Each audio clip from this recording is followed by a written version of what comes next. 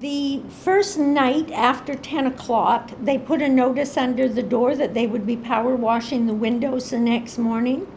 And true to form, at 7:30, 8 o'clock, they started shooting water through people's windows and screaming and hollering and basically just carrying on being obnoxious. And then they started sort of like a whitewash process, but they were spraying paint over people's windows. I explained to them that I was going to be away at a conference and I didn't know who to make the check out to. And I wouldn't be here, and they reluctantly told me who. They didn't tell me what to do with it. So I put it through the manager's slot where we'd all put it for years. And I got back and they hadn't cashed my check, so I phoned them, and because this was like the third of the month and my check wasn't cashed, and she said, "Oh, well, you didn't follow the new instructions." And I said I wasn't given the new instructions, and she said, "Oh, well, our roving manager found your check this morning, so you can ignore your eviction notice." I'm going, eviction notice? I paid on time. And I'm calling you 3 days later and you've already issued an eviction notice?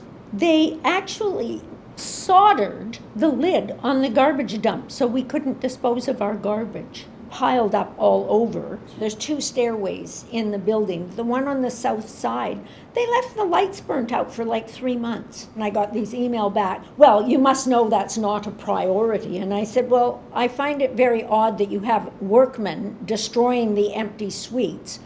So the place is full of workmen all day and you can't replace lights in 3 months." From the very start, we organized, we all emailed each other within the building, and we had 30 registered complaints with the city of Vancouver for different violations, unsafe hauls, and when they started destroying the suites, they would just throw the garbage out the windows onto the sidewalks. One of the things we were very lucky at the Manoa was the Vancouver Tenants Union got word that they had bought it, and they came around right away and explained that Manoa was the 15th building taken over in Vancouver, and gave us a list of what to expect.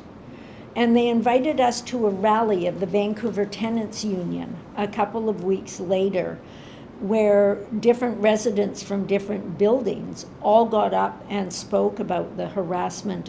Why were we building 15? Why were they not shut down at building 2?